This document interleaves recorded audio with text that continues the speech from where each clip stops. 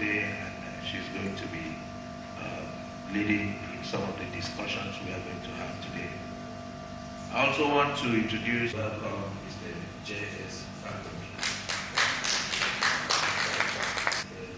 A small audience, but I'm aware it's quite a qualitative audience, so that we know who is here with us and the background of all the people who are here. Those who stand up will mention our names, the establishment we work for, we occupy. Thank you. We'll start with this step. Representing National Orientation Meeting. Good morning. My name is Ojel Aweli. I'm from University, education journalist. My name is Silat Ibrahim, representing National Commission for Museums and Monuments, Consultation. Prime Minister of Environment, a librarian. Director of Library Services, Office of the Accountant General of the Federation. Mela Efurunobi. I'm a librarian to the Federal Ministry of Aviation. Assistant Director and Director for National Institute for Cultural Organization, NICO. I'm Deputy Director, Nigerian Copyright Commission. Legal Advisor, National Commission for Quality of Education. Legal Officer, NCC, Abuja. Shehu Yawale, Legal Officer. Frank Chinedu. I'm representing Book Stationery and Sport Dealers Association of Kano State, Public Relations Officer. With us today, and she's going to be leading in some of the discussions we are going to have today. I also want to introduce welcome Mr. J.S. Franklin. A small audience, but I'm aware it's quite a qualitative audience, so that we know who is here with us and the background of all the people who are here. Those who stand up will mention our names, the establishment we work for, we occupy. Thank you. We'll start with this step. Representing National Orientation Meeting. Good morning. My name is Ojel Aweli. I'm from University, education journalist. My name is Silat Ibrahim, representing National Commission for Museums and Monuments, Consultation. Prime Minister of Environment, a librarian. Director of Library Services, Office of the Accountant General of the Federation. Mela Efurunobi. I'm a librarian to the Federal Ministry of Aviation. Assistant Director and Director for National Institute for Cultural Organization, NICO. I'm Deputy Director, Nigerian Copyright Commission. Legal Advisor, National Commission for Quality of Education.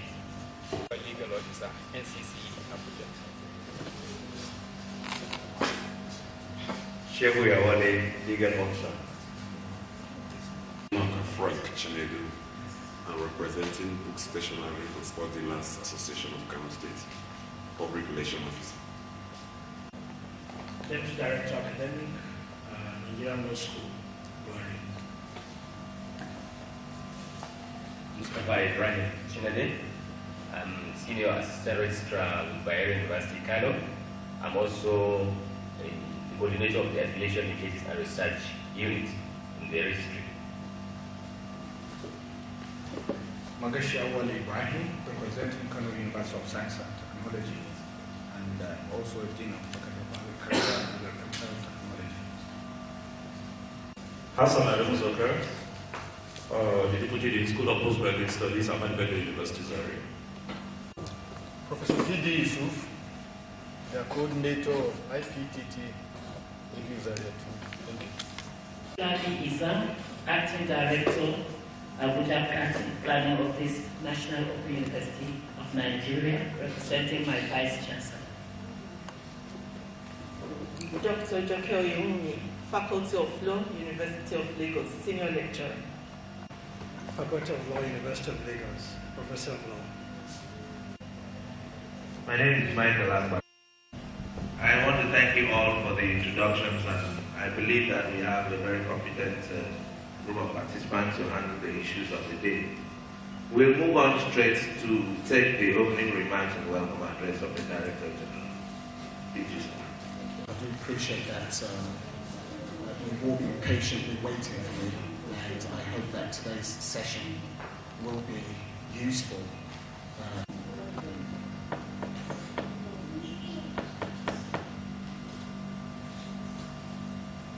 The Commission sincerely appreciates your presence and support towards rebuilding the copyright system in Nigeria.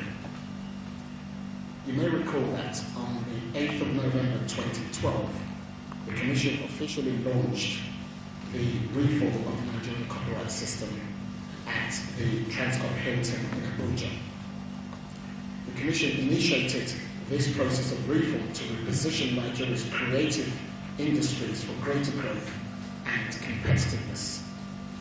The goals of the reform process therefore include to update and upgrade the Copyright Act for the digital age, to facilitate new innovation and new models of access to knowledge, to encourage and reward new forms of creativity, to enable Nigeria's creative and cultural industries to adapt and leverage new technological platforms for distribution and enforcement of rights in global markets, and to improve the system of copyright administration. As a follow-up to the official launch last year, we lined up a number of consultative meetings with the various sectors of the copyright industries. The consultations takes cognizance of different segments of copyright stakeholders with diverse and sometimes competing interests. We intend to use these consultations to understand the priorities and concerns of stakeholders and reconcile the various interests within a comprehensive emergent framework of our new copyright system. Of users and public interest groups, including libraries, museums, archives, and research-based institutions, is the fourth of such consultative meetings. Yesterday we held a segment with stakeholders in the information and communications. Exercises have also been held with the music and broadcasting industries. The outcome of the consultation so far have been encouraging, as very useful input has been garnered from the ensuing work of the expert working group of the reform process. In the coming days and weeks, we'll be meeting with stakeholders in the literary and publishing industry, film industry, and government institutions. We consider these meetings critical to the success of the reform exercise, as we wish the reform process to be driven by the current experiences and realities in the various sectors of the creative industry in Nigeria.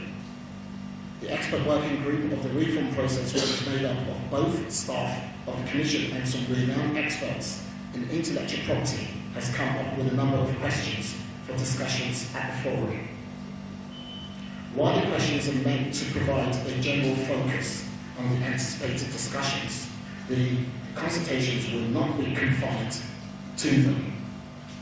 Stakeholders are invited and strongly encouraged to bring up additional and or different issues during the course of this meeting.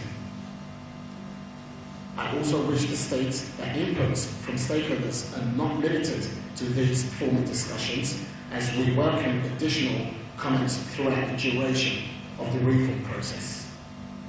This is why the Commission has created a dedicated website to facilitate constant interaction with stakeholders and a feedback process for the reform process. I encourage you all to visit both this dedicated website and our official NCC website regularly, as we will endeavour to keep you posted on the activities regarding the reform process on the two platforms. The MC will provide you with the details of the website when I hand over to him. The Commission on its part is committed to delivering to Nigeria a reinvigorated copyright regime that responds to identified needs and priorities of all copyright stakeholders, consistent with the public interest, national objectives and key goals of the copyright system. I thank you all for your attendance, and solicit your cooperation in making the forum fruitful and successful. Thank you very much. Thank you. A reform process that is going to be stakeholder driven. We value your contributions, and we look forward to having a very, very interactive session today. And like the DG said in his speech, we are not confined to just the issues we have raised. We are open to listening to all the issues, other issues which may be of concern to our stakeholders. For the avoidance of doubt, the website for the reform process is www.copyrightreform. Copyright reform is one compound word. .org.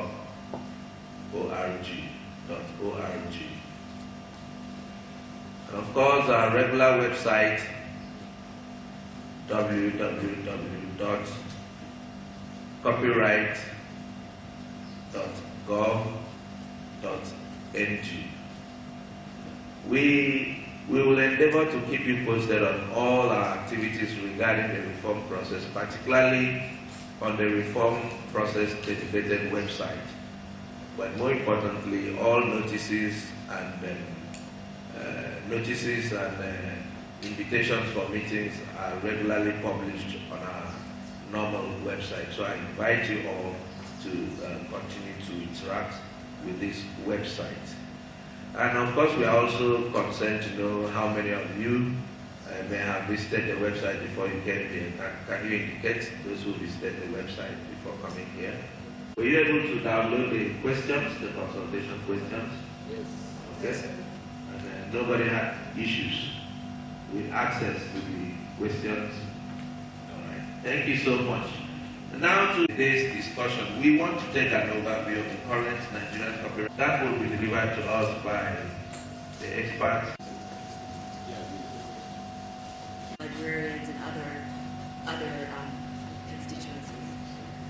The consultations today with representatives of users, educators, libraries, research institutions, and other groups are part of a series of consultations, as the DG noted in his remarks. These consultations have been undertaken with various stakeholders and groups with an interest in copyright. This process of consultation will involve a number of meetings, has and will involve a number of meetings, and the goal of these consultations has been to identify the most suitable means of advancing Nigeria's interests in copyright law, as well as creating a sustainable and modern copyright framework that can enhance Nigerian society and Nigeria's development. At this stage, our principal objective is the preparation of a copyright reform bill that reflects the unique characteristics of Nigeria's technology, cultural, educational, and other sectors. I want to first offer a few brief remarks about the broader context of Nigerian copyright reform. As you may know, the reform process in Nigeria is occurring in a broader global context where other developing countries have undertaken reform efforts. These efforts have come out of the widespread understanding and recognition that existing copyright frameworks that are based on the assumptions of a pre-digital era now have to confront a broad range of digital era technologies, and the reality that the copyright frameworks in these new contexts don't always work so well. In addition, copyright has become a key marker worldwide for economic and business success, both for countries and firms. So by acknowledging the importance of copyright, Nigeria acknowledges the importance of copyright as an essential tool for Nigerian development. In undertaking a comprehensive copyright reform effort, Nigeria joins the company of China, India, Brazil, who have all undertaken comprehensive copyright reform efforts in recent years. Now, these copyright reform efforts involve recognition of a broader global environment where digital content is becoming increasingly pervasive. Copyright traditionally has balanced the rights of creators and other owners of copyrighted material with the rights of users who need access to copyrighted materials for a broad range of activities, including the development of new works. The arrival of the digital era has challenged this existing copyright balance in ways that have affected creators, owners, users, and consumers. The digital era has led to the creation of new business models and means of access to copyrighted materials, from initiatives like Creative Commons and open access to models based on the distribution of free materials. Recent events highlight how digital technology may change the landscape, may and have changed the landscape of copyright. The digital era has thus presented significant copyright challenges. Technology makes it far easier to copy today. Creators of copyrighted protected materials thus face significant challenges in the digital era in protecting their creative efforts.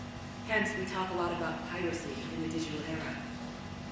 The advent and increasing dominance of digital content also has significant implications for public access to digital materials for users, educators, research institutions, and other educators and others. Digital content is different in terms of availability, and issues of public access are a particularly acute issue in developing countries such as Nigeria, where access to knowledge is essential for development. In the digital era, we don't have this. The nature of libraries, of course, have changed, because libraries, when we had only print publications, libraries were a primary means of access to a lot of information. In the digital era, now that we access a lot of information digitally via the cloud or over the internet, the major function and role of the library has changed. We're still grappling a bit with what should be the role of the library in the digital era. And that's one of the things we hope to be able to get feedback on and comments on today, to help think about what that should be and what Nigeria's copyright reform legislation should look like in light of these fundamental changes. Questions about the scope of copyright protection, what types of access to information should exist, and who should have access to material are likely to be issues of increasing concern and discussion in coming years.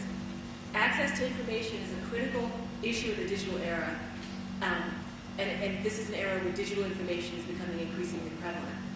In our consultations today, we want to get greater understanding from you of the concerns and copyright needs of a broad range of users, educators, and libraries, research institutions, and others. We also hope to gain understanding of the impact of copyright on you. The feedback that you give us today will be considered in the copyright reform process and will form an important part of the broader fabric of the copyright experience of Nigerian industries, firms, and peoples. We look forward to hearing the views of various participants in today's session, as well as through the Copyright Reform website. We will listen and take account of your views as part of the copyright consultation process. If you don't have the opportunity to give comments today, or if you know of others that are not in attendance that would like to give comments, please direct people to the website at www.copyrightreform.org. And we encourage you to visit the Copyright Reform website as well as the NCC website periodically to get information and understanding about copyright generally in Nigeria, as well as Nigeria's copyright reform process. Thank you.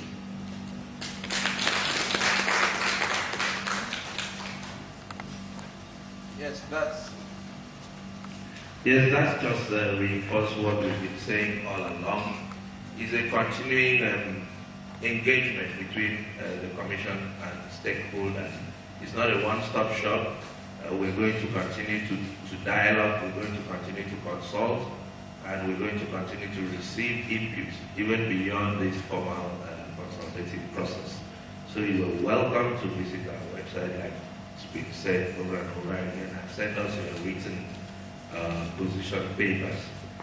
We're very fortunate to have some of the very frontline experts in intellectual property here in this room, some who have taught for many years. I know a couple of people here who have taught copyright for many years and have written books on copyright.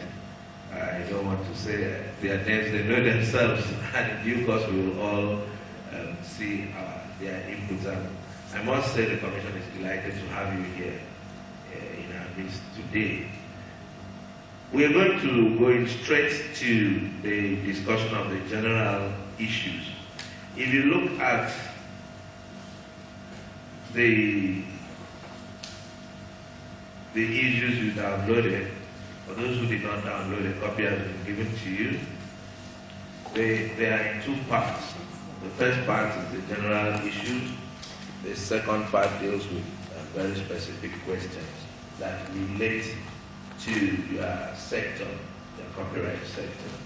We will take the general issues first, and then at this point, I'll call on the moderator of the session to give us the guide on how we are going to proceed. But I'll just say that it's not a formal, all a formal affair. It's semi-formal, more or less. We will make it as interactive as possible. We don't have any strict order of speaking, and you are not restricted to speaking once. You can make contributions and interventions and comment as many times as you wish to. Thank you. Good morning, ladies and gentlemen. Once he has already set the tone, but I have to congratulate this gathering on the array of experts that we have in us, and I know we will tap from your knowledge. I just want to give a very brief background as per this our process. Before the current DG assumed office, we have tried to amend the Copyright Act. We were in the process. The Copyright Act was passed in 1988.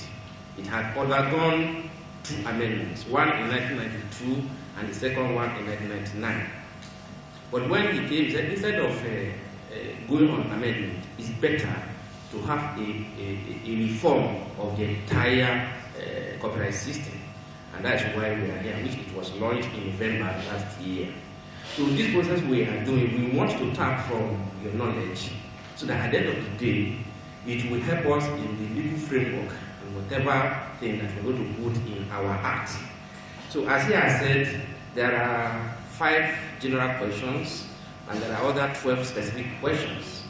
I will say that we first take the general ones. We are going to handle it in no particular order, but the one that you want to deal with, please you identify so that we know what you are talking about, so that our EWG, that's expert working group, will know how to distill and put your facts or your input down. So when you want to raise, you want to have an input, please let us know the actual one you are doing. You can also take the entire 5 questions depending on the way you want to attest to it. Then later on, we'll now go to the specific ones on which individually you can profile whatever inputs and things that will be there. So I welcome you once again, and I hope that with the array of experts that are here, we will have robust and articulated inputs in our process. Thank you. You will be here to direct us on how we are taking out. That I am not in the right place, in the sense that I'm neither a librarian or any of the stakeholders. So my own claim as a stakeholder in this process is that I teach the subject. And since I teach the subject, I've looked at the questions, and there's no questions there that I can answer now. So the problem for me now is to find out this process of reform.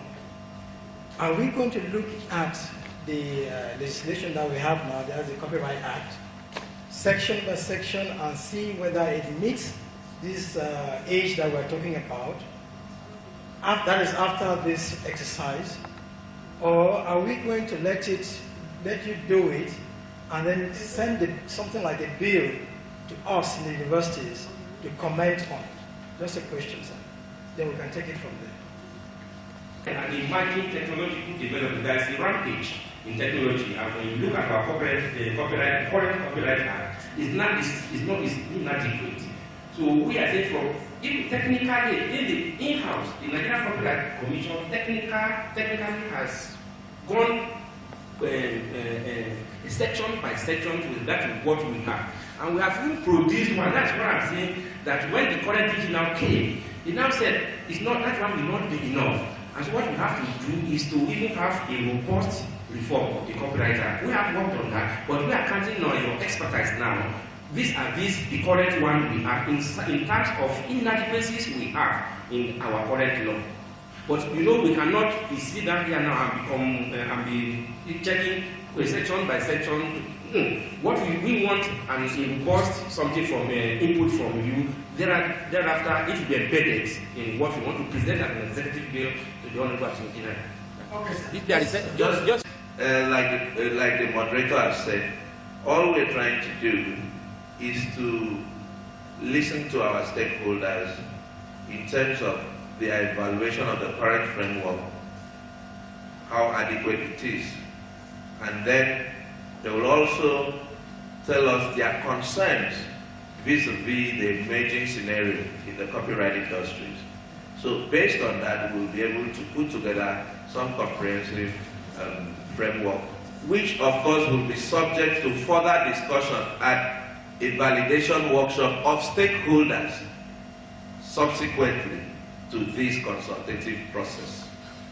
So that's the information I want to make. Then, of course, Prof, you are squarely within your own focus group. It's not only libraries, museums, and archives. We include academic institutions in this exercise. Thank you. Sorry, sir, my fear is... At any point in time in the reform process. All right, so you're ready to wait till we do that on the internet? Yes. Yes. That's what you're saying? Yes. It's not exhaustive what we're trying to do. We still expect people to go to the internet, people who have not been able to make their own contribution today, to put up a paper, whatever they want to do, and submit those comments to us via the website. So you don't have to make any contribution to this process today, but you still have a chance to do so before the close of consultations.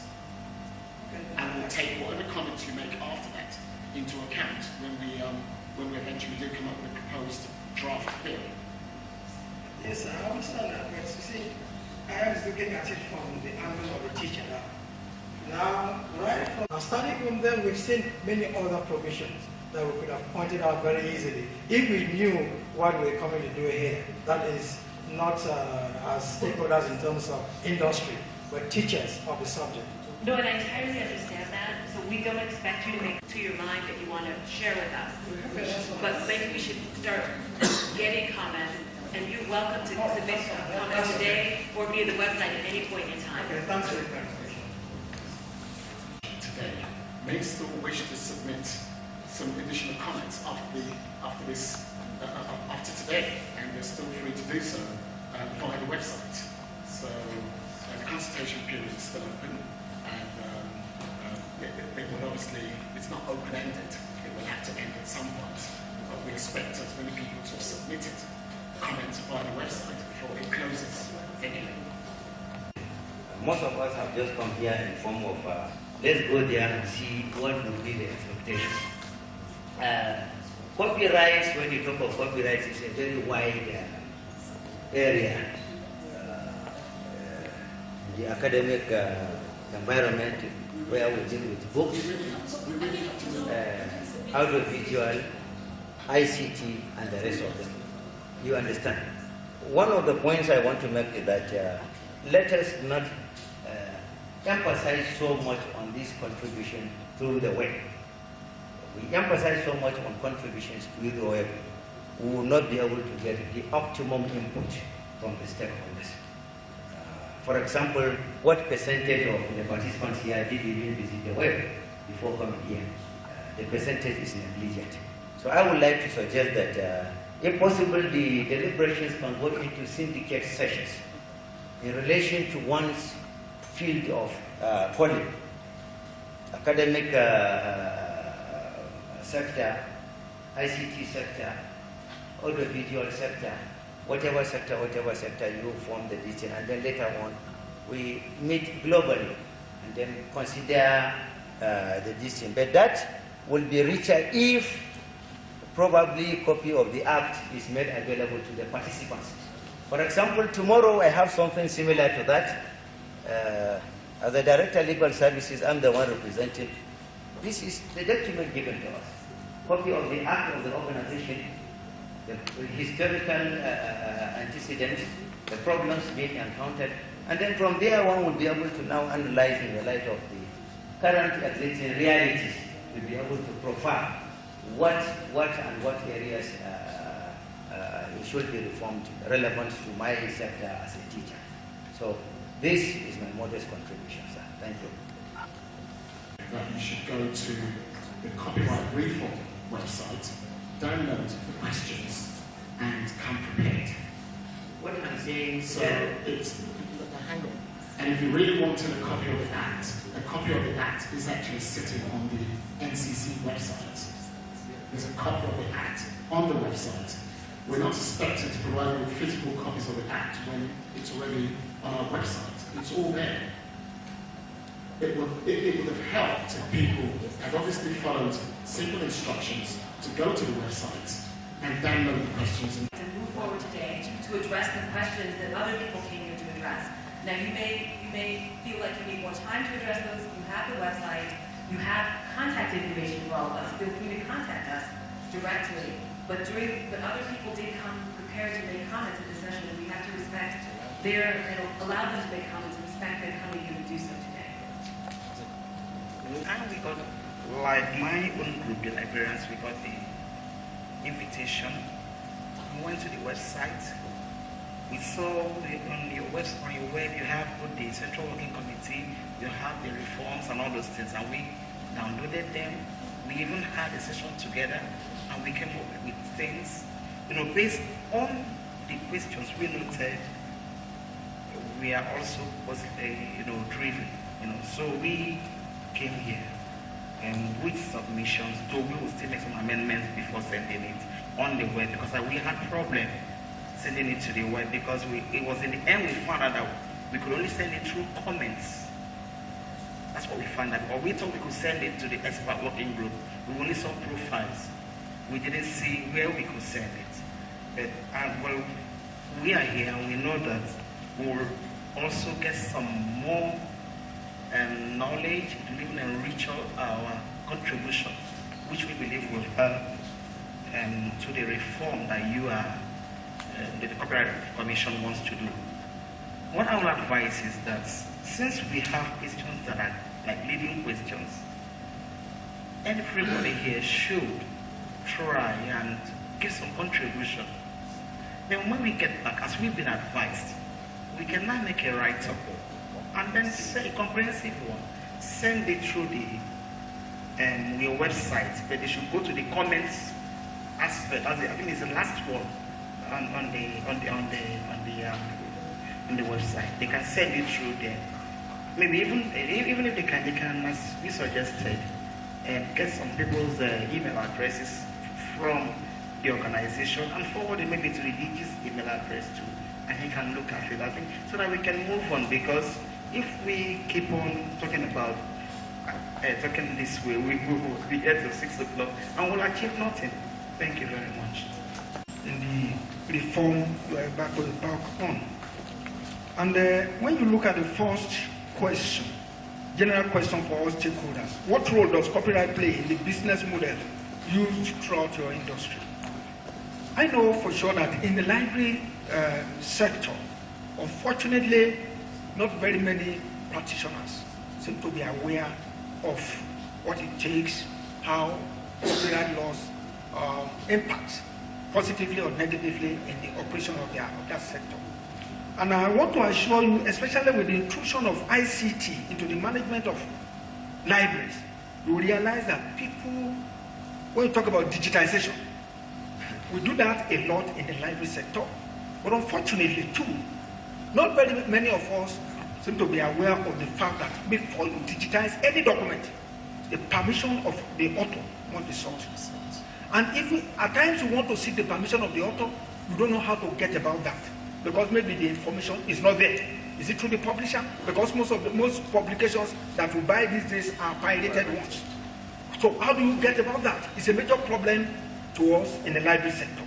And again, you come to, there are some documents that usually on the uploaded because of their government publications.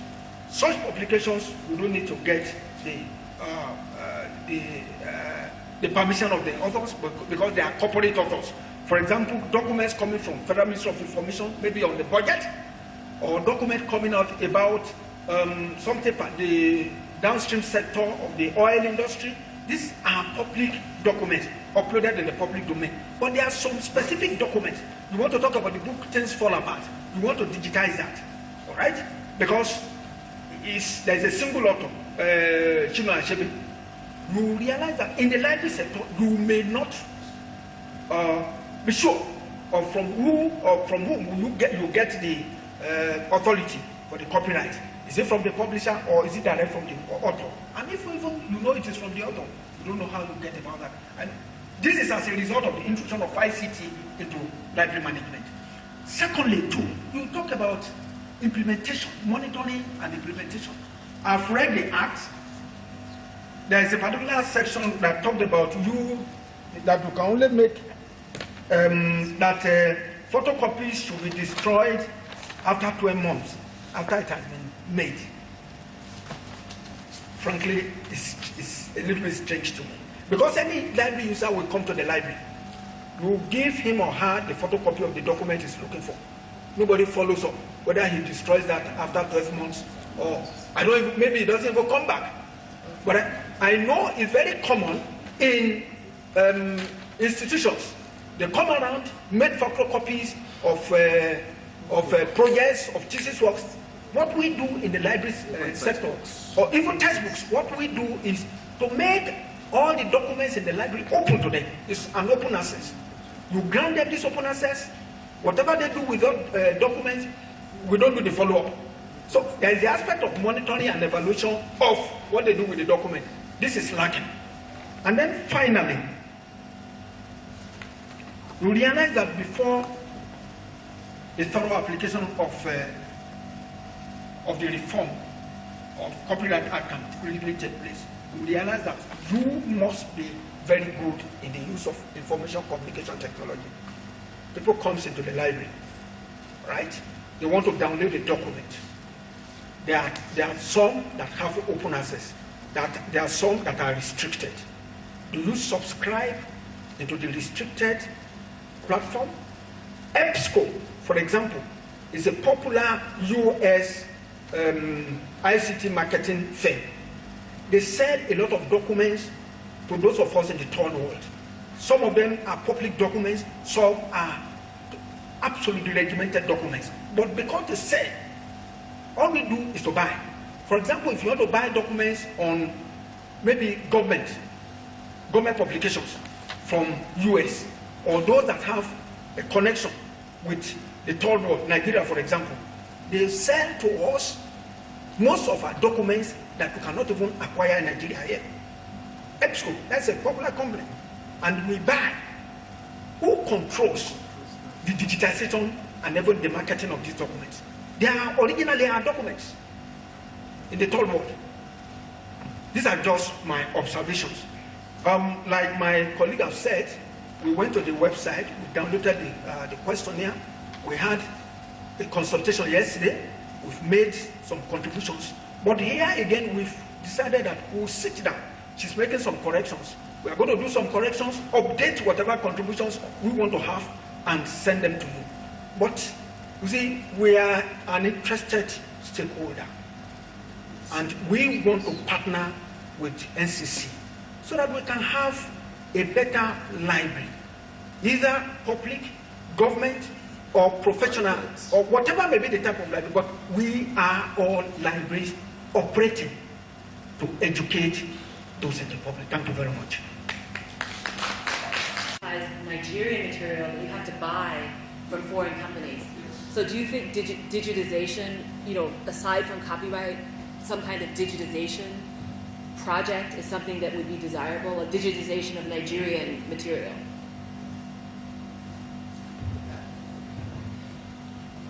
Digitization of government, especially government publications, very, very desirable. And I'll tell you why. Very many people want to access, for example, we are talking about Gazette publications, ordinary Gazette publications. They are still printed from Lagos, Malu Road.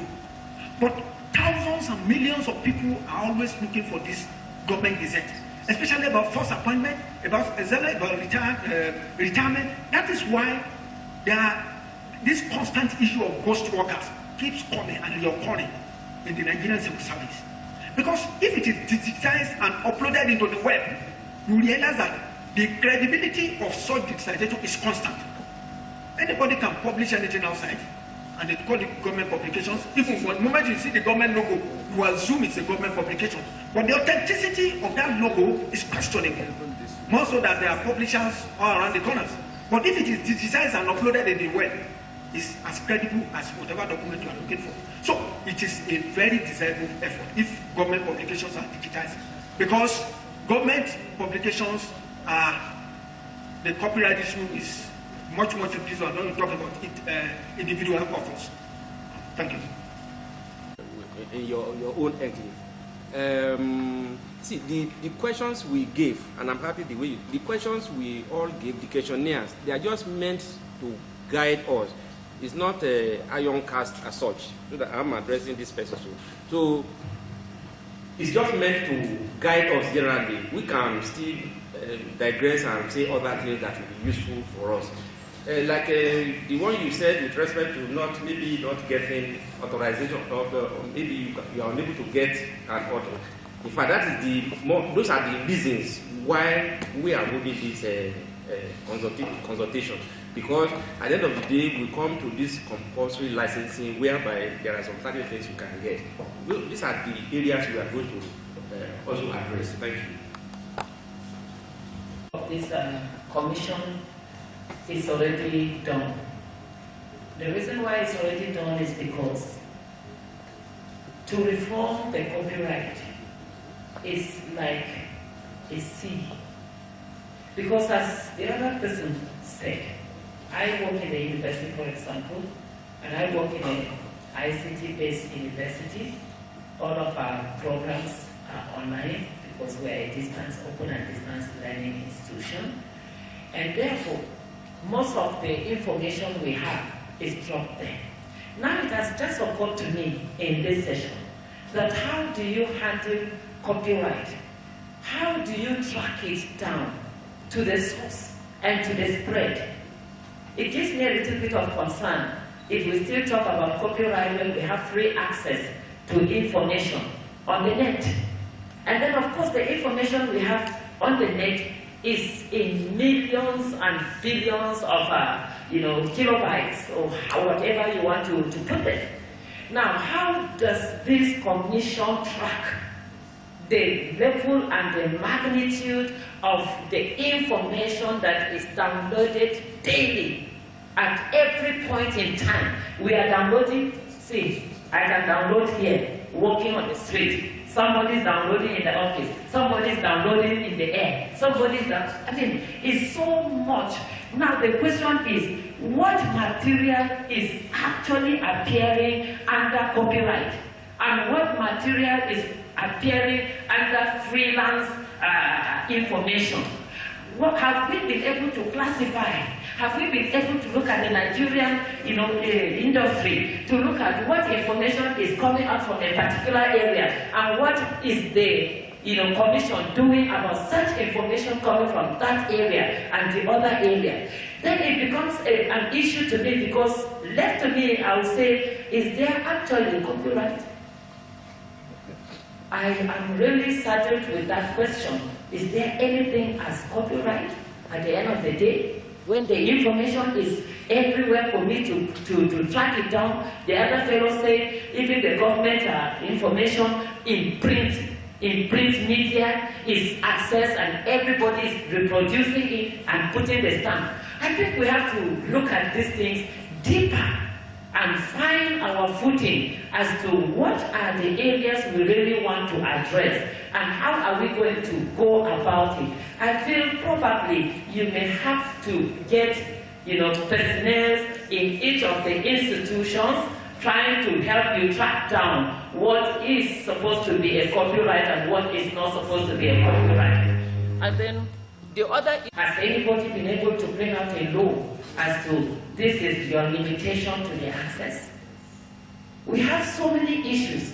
So I feel probably you have to look back into this and institute a situation where you can control, if it can be controlled. Because Oje Bokola came for our convocation and he said, every every information is supposed to be made available, and everybody should be able to download. So I feel the only things that organizations, institutions do not want anybody to access, they always block it, whether it is internationally or locally. So then you will not be able to have access to those information that are restricted. I am really interested in this session today. I want to see how I will be more educated than where I am now, so that when I walk out of this hall, I will be a better person. Thank you very much. Are issues that are a global issue, and I'm not sure anyone necessarily knows how to address fully issues connected to access and restricting access and availability of information. We are planning to make some interventions to try to at least clarify copyright status. As part of the copyright reform process, we're going to develop a registration database of copyright protected materials. So at least people will be able to look on a database, at least for Nigerian materials, to see, is this material copyright protected, and has someone filed a copyright registration, and who is the copyright owner? And that at least will lend some clarity to the world of who owns what rights. Now, obviously, some of the issues you're dealing with, we can't address in a copyright legislation, or they're essentially technology issues that are presently beyond our ability to fully address.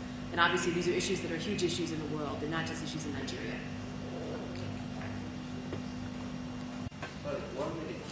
Okay. Please, just a reminder.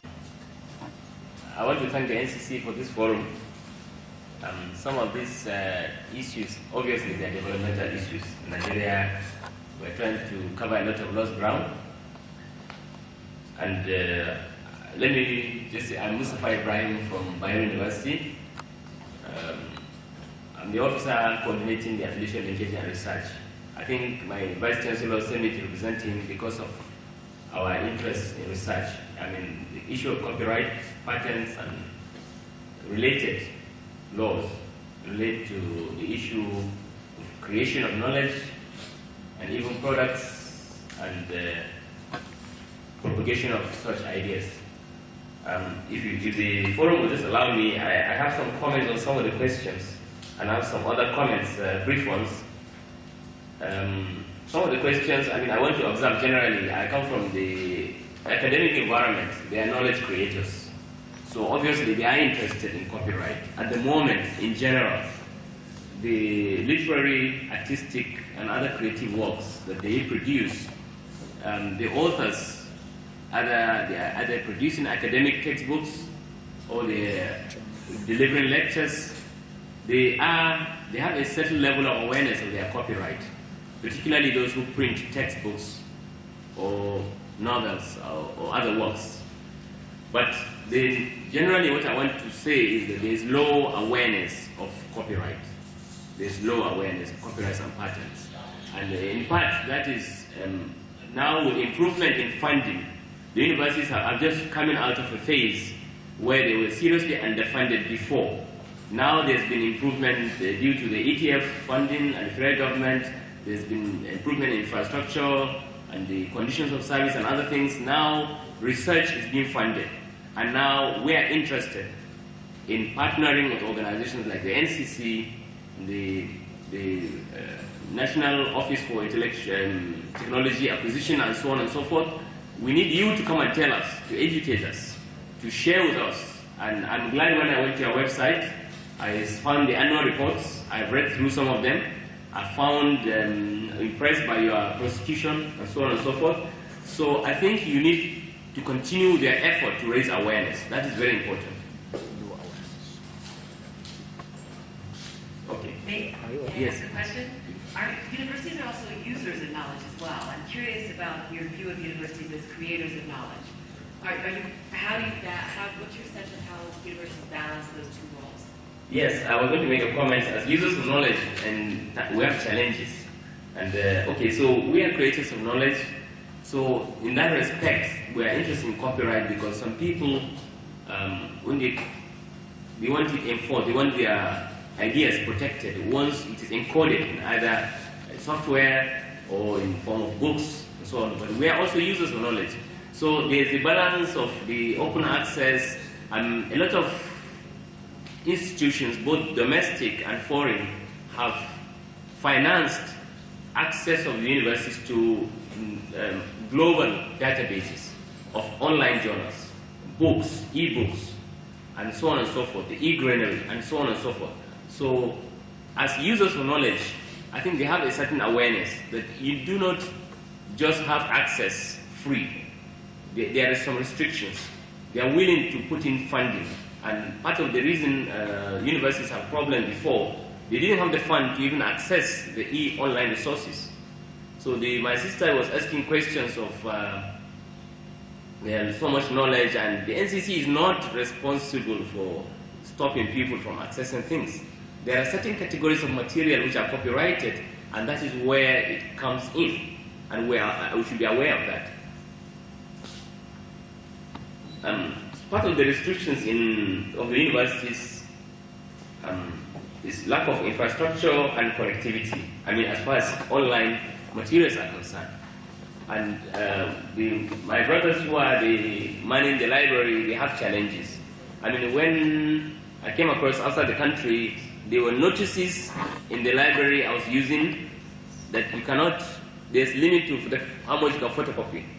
And they try to advise you that the law allows you to do so many copies and this is what you use it and so on. In Nigeria, we don't even have it. In my university, in the library, there's no notice of how many copies you can make and whether there are restrictions and whether there are copyright infringements. And particularly in terms of software, that's where the national institutions will have problems. Software is not free.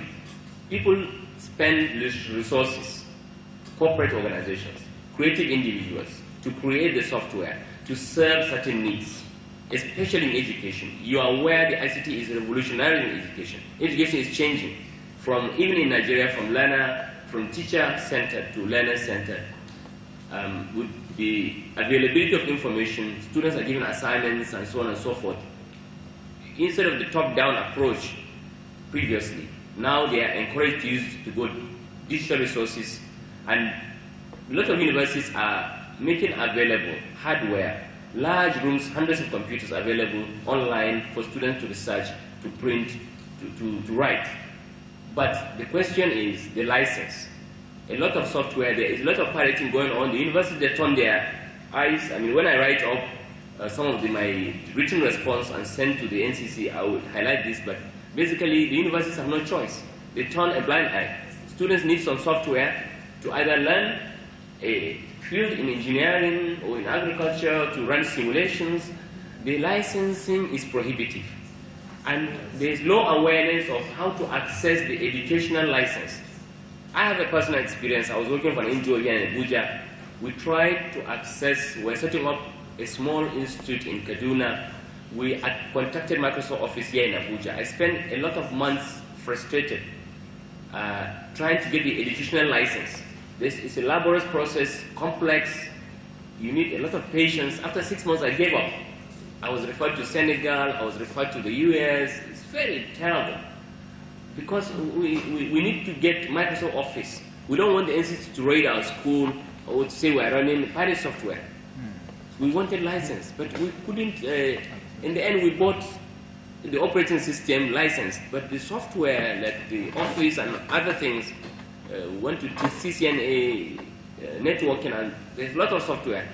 We can't get the additional license. So this is a challenge, I think, for NCC. And when you are doing the law, I mean, I don't know, the awareness of the mechanisms to access the educational license is very important. Okay, you may want to comment? I actually have another question.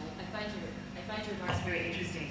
Okay. And I'm curious because, a lot of software was paid for. But I think one thing you're seeing at universities elsewhere is universities are increasingly migrating to free software and making choices. So you choose Android versus a paid platform, or something free versus something paid. To what extent are we seeing that? I'm curious in Nigeria as well, because obviously that has copyright implications. Because if it's free, you don't have to pay for the license. I agree with you. There is some awareness.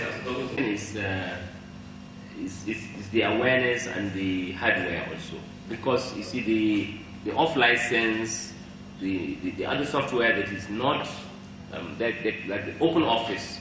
Open office is supposed to be compatible with Office. I mean, Microsoft Office somehow is compatible or is the same simulation, but maybe the dynamics of the open source movement does not keep up with the developments of the other releases. In some, when you need specific software for accounting, there may not be a counterpart in the open source movement. Not all. I agree with you that there's low awareness. There's low awareness and there's low expertise. I mean, technical skills, the people are few up to now. And I think the policy is a key problem. In the university, we don't have a good acquisition, technology deployment policies. It's very poor. And I think it's only now maybe the Committee of Vice Chancellors is getting its act together. Maybe they will do something together with the connectivity and so on and so forth. So just to round up,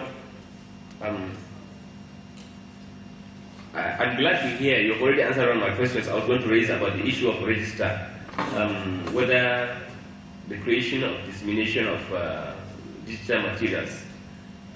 If there is a register, people who create, then at least it's easier to protect, and people outside the institution where the software or the digital material is created can check to see whether it is genuine or not.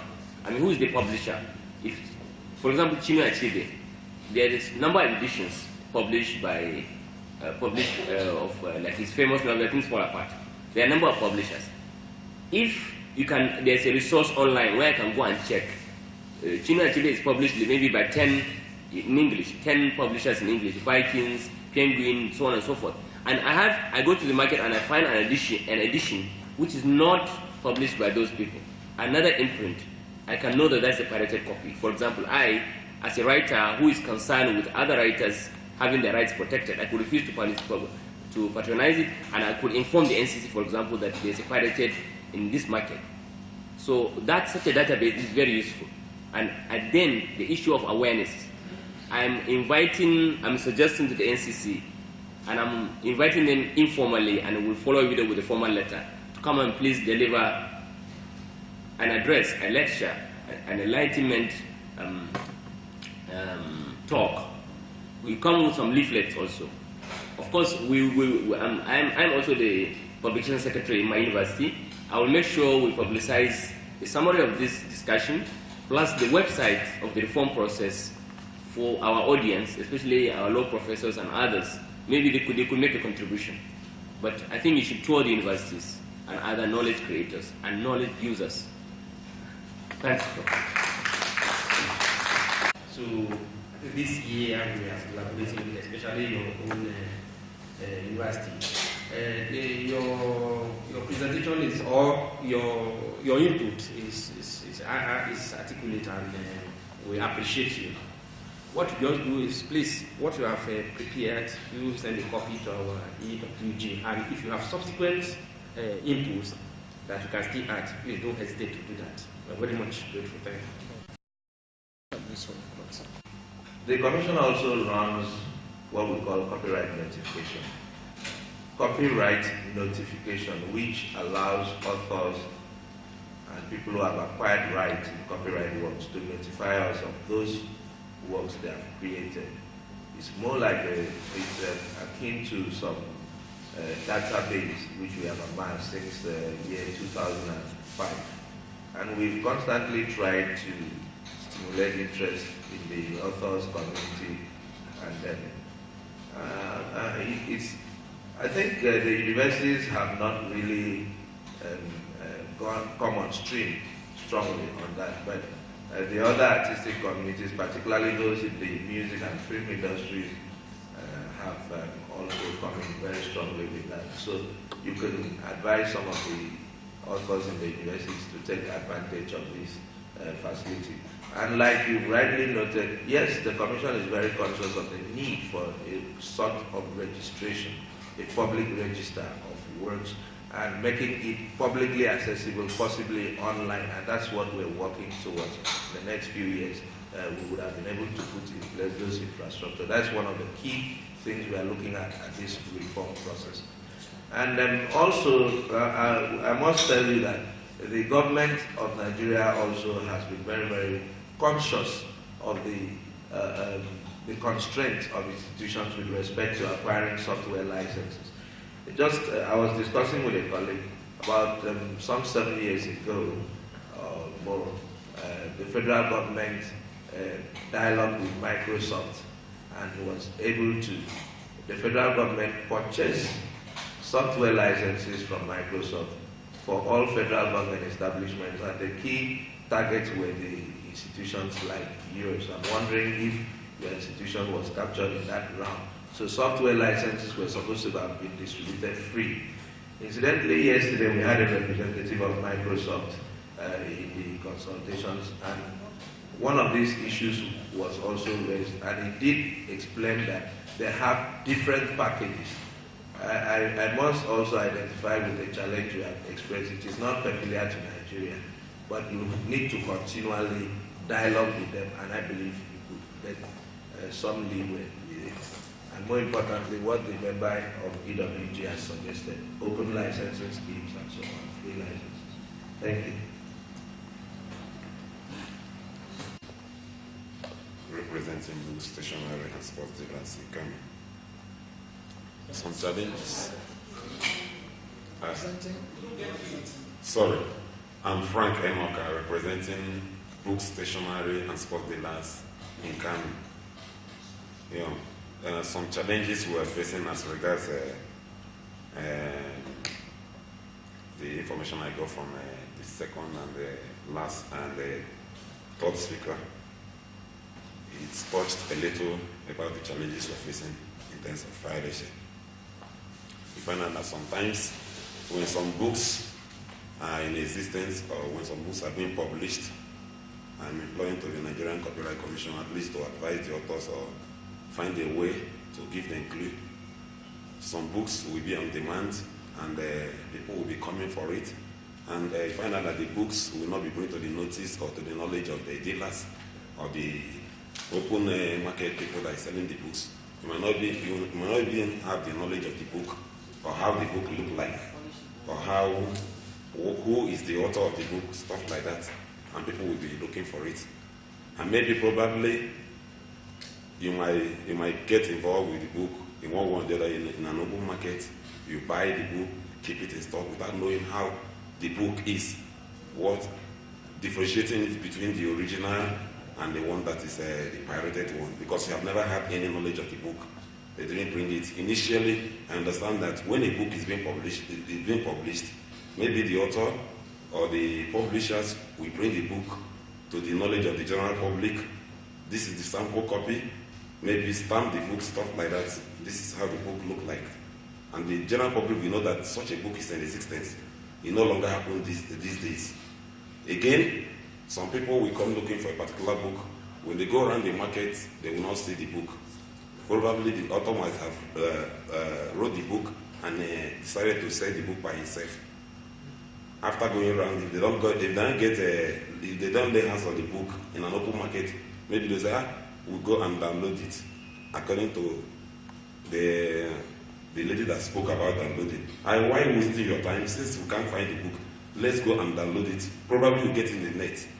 And those encourages people to go about this downloading of a thing or go and patronize pirates. Initially, before I got into the business, book dealing business, when a publishing company brings any books that is new in the market, they go around, hint the general public, advertise the book, drop the specimen or sample copies to the dealers. This is how this book look like. That will enable you to be able to differentiate between the original and the pirated when you see one. And if you don't see the original, you don't know how the book look like. Because of the demand for it, you might be tempted to buy it anyway without even knowing which one is which. Is this the main copy? Is this the original copy? What will differentiate this book from the original copy and the pirate? You don't know. You'll be tempted to buy it and you keep it in stock and you'll be selling it courageously without even knowing that what you're doing, you are violating the law. Thank you.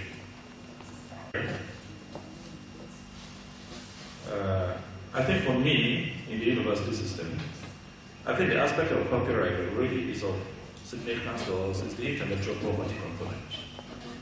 And the Ahmadu Bello University have actually looked at this, and I think sometime last year, the Senate of the Ahmadu Bello University approved an intellectual property policy for the Ahmadu Bello University. I don't know if a document like that would be of relevance to you. If it can, we can get some clearance from our institutions, and we can advance it to you.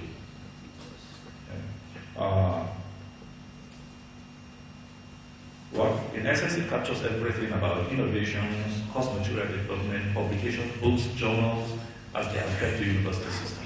So I think if a thing like that is useful, once it's cleared by my institution, we can forward a copy to you. I think whatever I'm going to say will have been covered by that document. Yeah.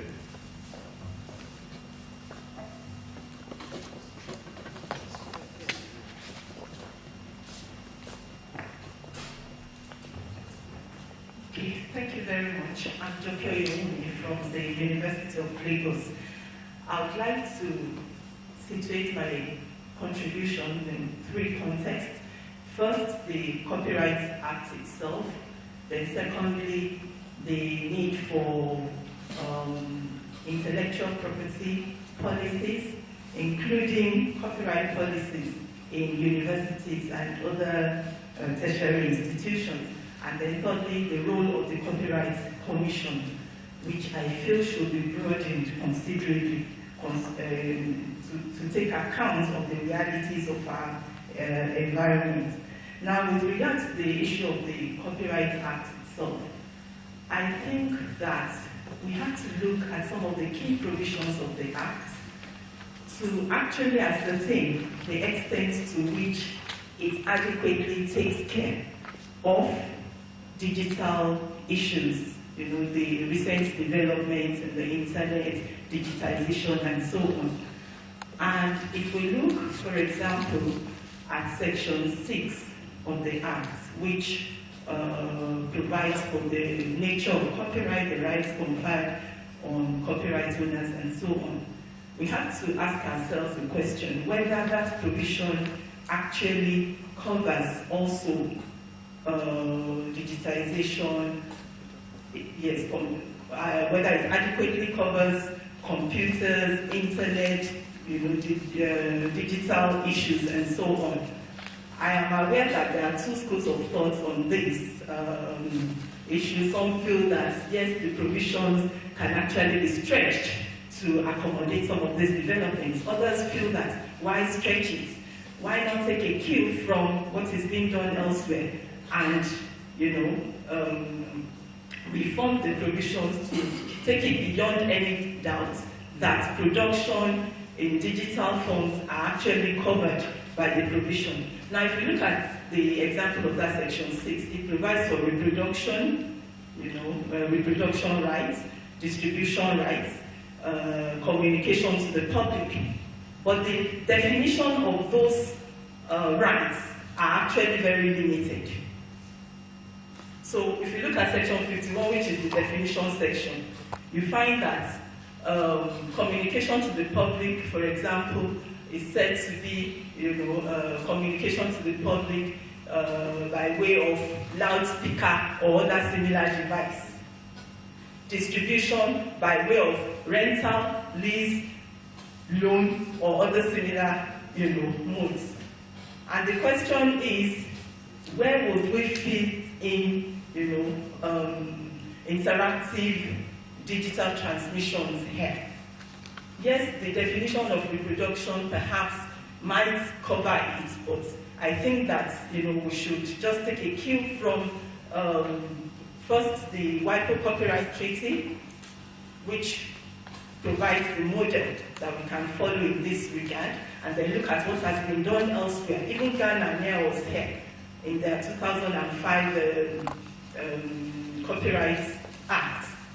Now take care of some of those issues and take it beyond doubt. If you look at their Section 5, I think, and Section 42, it deals with some of these and also provides for exceptions, including library exceptions. So I think we need to take care of some of these issues.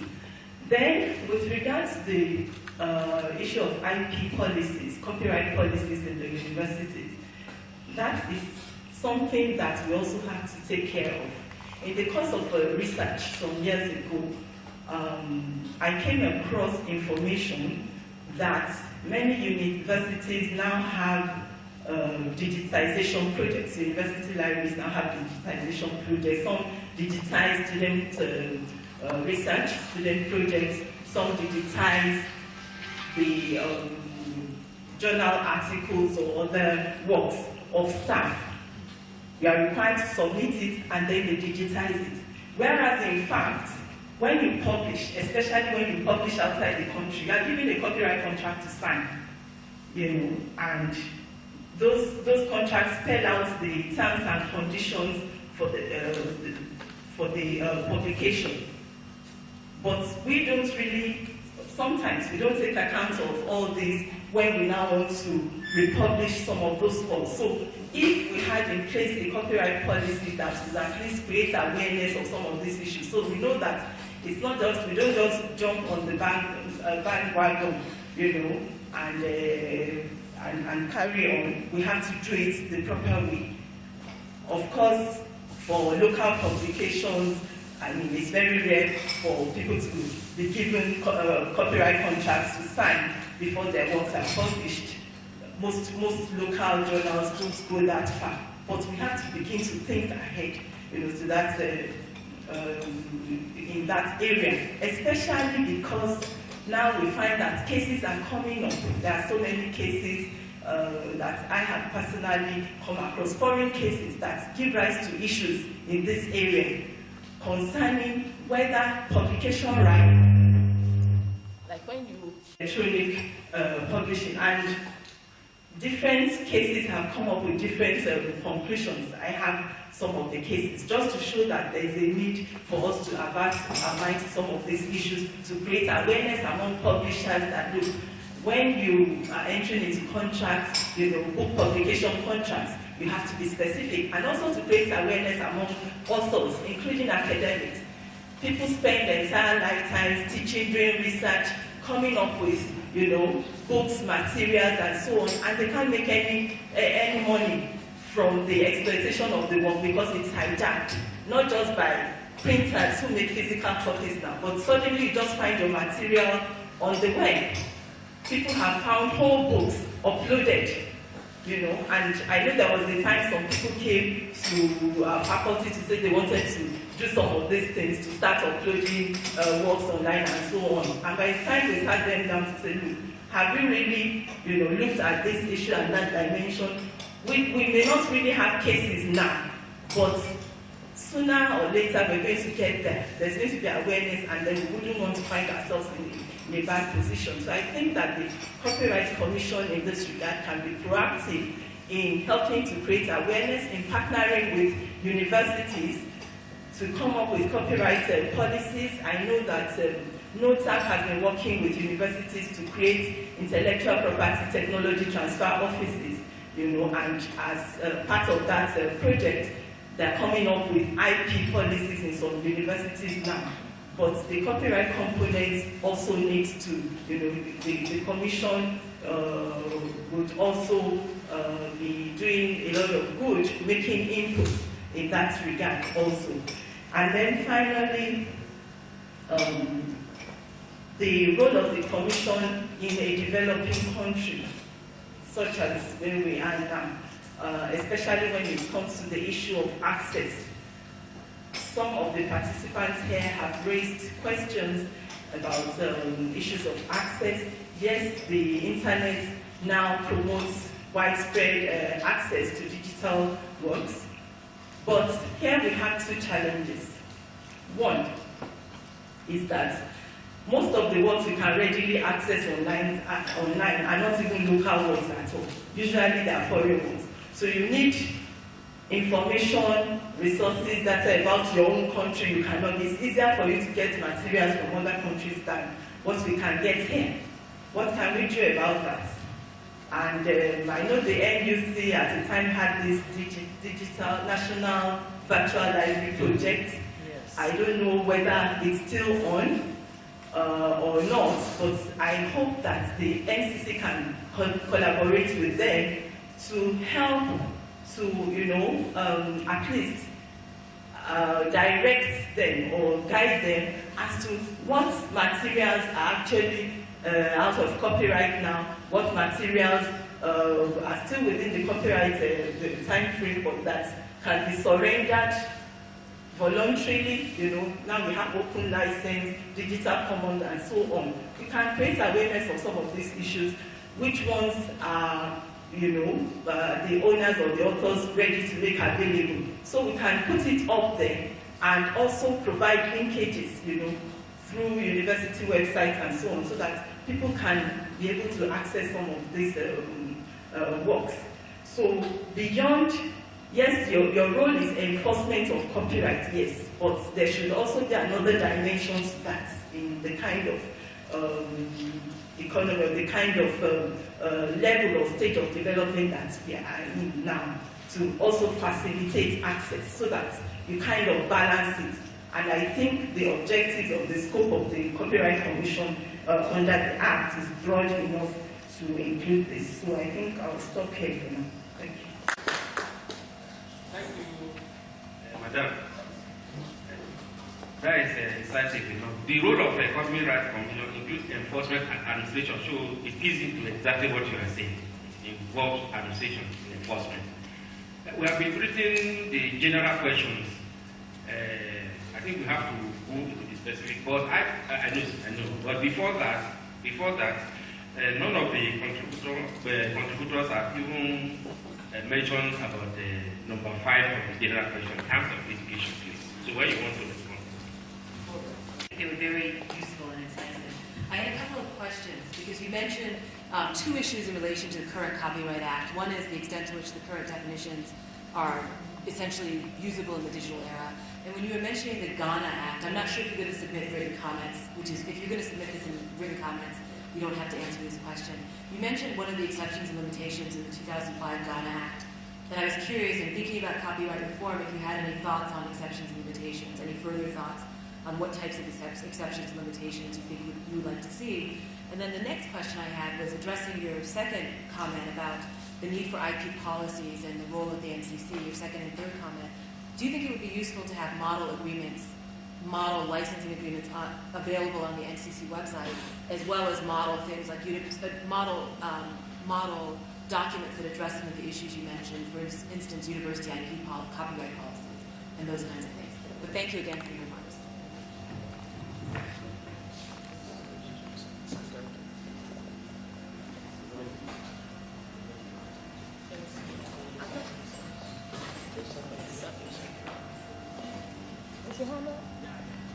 My name is Chairman La Evronobi, and I actually wanted to say something based on what the last speaker talked on creating awareness. For we in the library, we need to talk about the digitization aspect. I've had cases where ministries wake up and they want to digitize their libraries. What they do most often is they believe is taking copies of books in the library, photocopying it. That's what they actually do, and they will not put it on their library's portal. I've had course because actually I'm the chairman of the Association of Government Libraries. So at times some of them will call me and say, "Auntie, that they want to digitize their library," and unfortunately, most often is based on political, you just want to help your boys, tell them to digitize. They don't get professionals involved in it. So you see a young boy coming in, he wants to digitize your library, and he goes to start picking up books from the shelves, and that's what he do here. So, I, as a person, have had cause to talk to librarians, don't allow them. But you see, is it enforceable? When your minister or your PEMSEC has given a contract, and you now go and say, the contractor, it's not proper for you to do this and that kind of thing. You can't really enforce it. So I think that there should be a lot of, NCC should play and sensitize maybe librarians. I'm looking at my own the general public actually, I think you need to really do some work on librarians. You need to really go to them and let them know that, and if you have some manuals, the copyright law is very okay when it's working. But let's say you have some sections or some segmentation of those things, which can be applied. Like when I'm now writing to my ministry, I can just say that there are some manuals from social copyright law, and I now refer them to that. It's easy for me to defend the copyrights of an author. It is. Then another area I wanted to contribute to, or we as a group wanted to contribute to, is you asked about the major weaknesses on the copyright system. We still boils down to poor public awareness and perception. People don't even know what we're talking about. Most people, if I go on the street, if I'm luckily like the Alaba traders that even have an idea, because that's where you go. Most often, the NCC doesn't go to other places apart from Alaba, maybe music industries and so on and so forth. Then we also think that there are some, you have more political will or support. You use the word inefficiency, but we didn't want to use the word that you are inefficient. Nobody is inefficient. But at times it could be the political will or the support for implementing what you want to do, because that could be the problem. And then this institutional coordination, you can't work alone. You need to work with other stakeholders, and that's why we thank you for what you're doing now, because as you are given this, it will help you now know those you will work together with to enable you to achieve what you want to achieve. Then we also believe that we mentioned it before, the absence of monitoring and evaluation. But there is something else we just found out. In the technical implementation committee, we noticed the composition. Yes, has been amended that the composition of the committee shall be as follows: the DG, Nigerian Copyright Commission as chairman, representative of the Inspector General of Police, that of the Customs Service, 2 representatives, each from the music and film industries. Is it only the music and film industries that you are protecting? What of the publishers? What of the librarians that are the people? In fact, if you talk of corporates on the reprographic services, that's the librarians. Why are they not here? So, you cannot effectively monitor these things if in the technical implementation committee you leave out major stakeholders. That's one thing we want to say. Then we now suggest that for you to improve, you need to also consider the socio-cultural environment when you're domesticating the act. Because we are looking at the Berne Convention, we are looking at the WIPO and everything. But if you look at this, we are talking about the economic situation in the country. How many people can afford to buy books? How many people can afford to, just look at. So when you're domesticating, these things should be considered to enable you know the things that are practicable, things that you can actually invest. Because like we noted also on that reproduction issue, you produce books. In fact, there's a place in the act that said that you can photocopy 3 copies, I think, of a book that is not published in Nigeria. How do we know the books that are not published in Nigeria when they are pirated copies? And even you can even see a book with different authors, it's the same book, the same content. I've seen some like that. I've seen some like that, same book, the same content, different authors. So how do we know? So I think, well, so these are just the few things I can say. Some other things can come up later.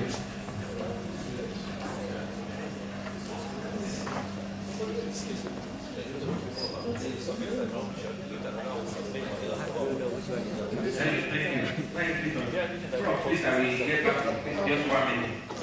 Madam, which section of the act are you talking about? The current Copyright Act or the one?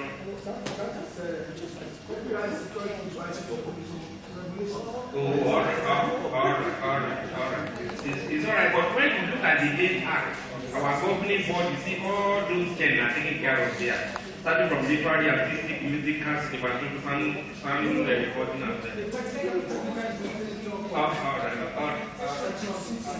sorry, let me throw a light on that.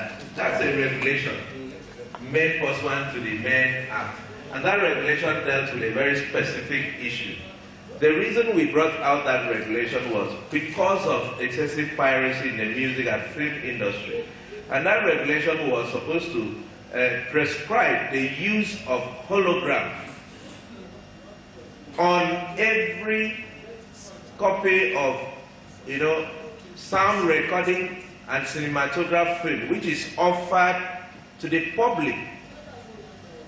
Which is offered to the public.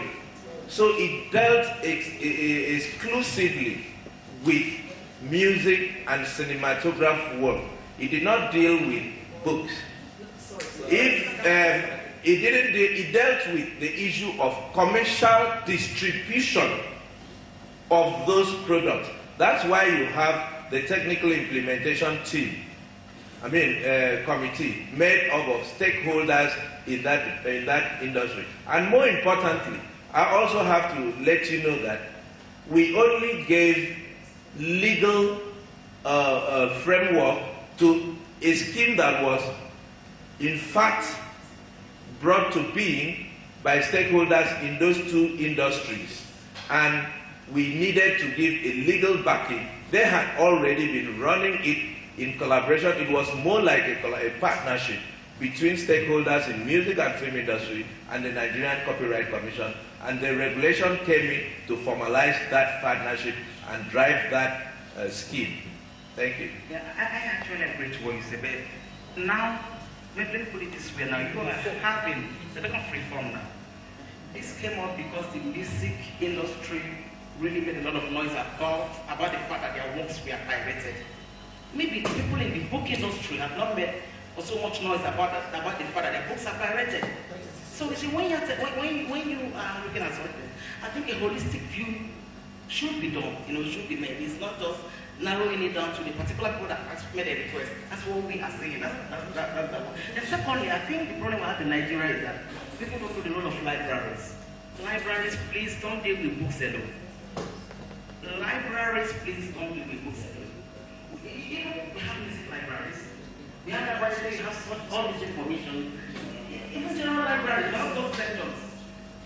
So I can go ahead. If it doesn't cover, if we are not man-porting, then how do you know when these things are reproduced without your knowledge? When posters are violated. So maybe when you are doing this, please take note that the libraries don't deal with books, really information resources. Addressed. I can tell you why. Generally, our attitude towards litigation in this country is very bad. Sometimes we feel embarrassed when we teach this course that we refer to cases from other jurisdictions. And maybe that is where your organization can come in and help us see if we can have a law report, specific law report on this, on intellectual property law. That would be so useful to us. I'll tell you a story.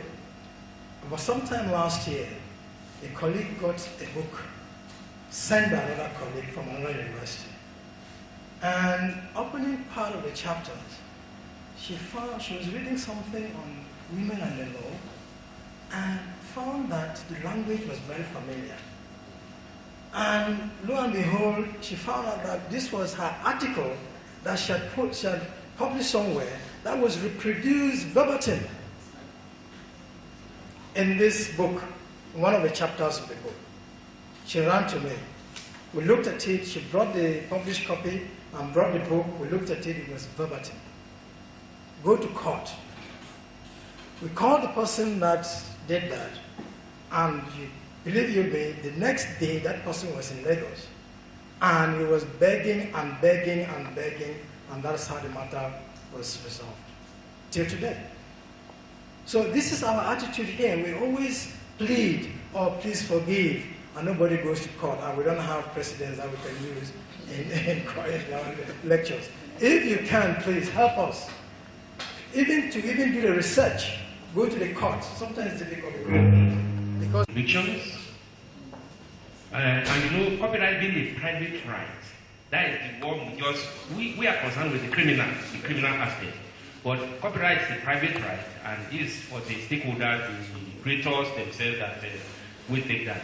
But your point is noted. And I know that I think we have got up to court of appeal, we have about 2 or 3 decisions of the court of appeal level in some areas of litigations. And by the time what we are compiling is out, I think it will be useful for your students. Thank you, sir. And then to buttress the point that my lecturer, my former lecturer, Dr. Yomi made, it's important that we should have, or the NCC should have a copyright policy or an IP policy that addresses the role of the NCC in terms of the prosecution of copyright-based issues. The NCC prosecutes criminal, prosecutes the criminal aspects of copyright infringement. To a large extent, one finds out that in practice, most people assume that the NCC should prosecute the personal rights. So if someone infringes on my work, then you assume that the NCC should prosecute for me. So I think to a large extent, there's a very wide misconception, and it's important that a policy, a copyright policy, should be put into place to address the roles of the various institutions and organs within the sector. That's one. Then two, making a reference to the last point that I just made. A few days or weeks ago, the Federal High Court, they launched practice direction rules for this AMCON debt management field. I believe that is a direction that we should look into or look at for the prosecution of copyright cases or copyright infringement cases, both civil and criminal. To a large extent, one finds that in the judiciary, without going into detail, there's a dearth of knowledge in terms of IP and copyright generally, and I feel that practice directions usually help judges to dispense with most of these cases. And then thirdly, I think one of the issues that discourages people from litigating has to do with security of title in Nigeria. We know that copyright is automatic, copyright protection is automatic. Once the work is fixed, once it's original, and once the connecting factor, etc. To a large extent, most people, from practice anyway, most people are wary of a right that is not attached to a document. I know to assist this, the Copyright Commission has introduced the notification system, but we all know that the probative value, that's the probative value of the certificate is in question. It doesn't have any probative value, so to say.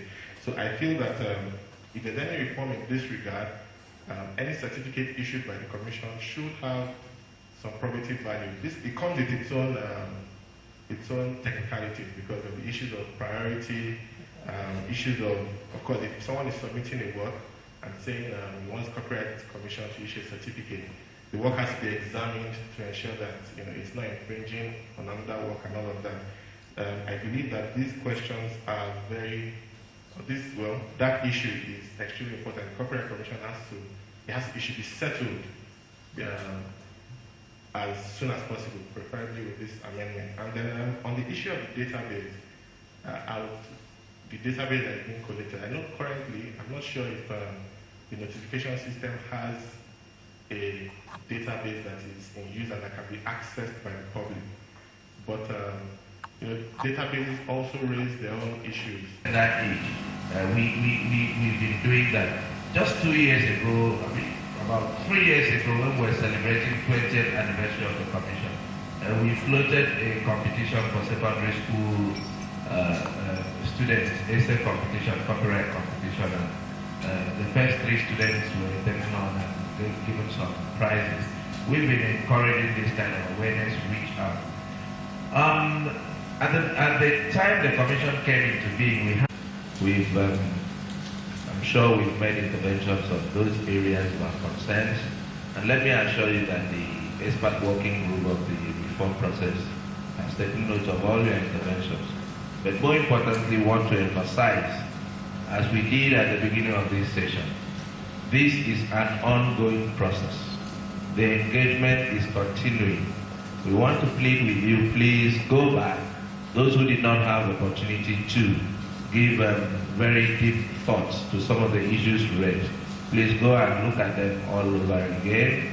If you have comments, which I'm sure you will have, address them to the expert working group through the website or through the email address displayed thereat. We also urge you to continue to tag along with us, visit our website regularly for more information on the progress we are making with the reform process.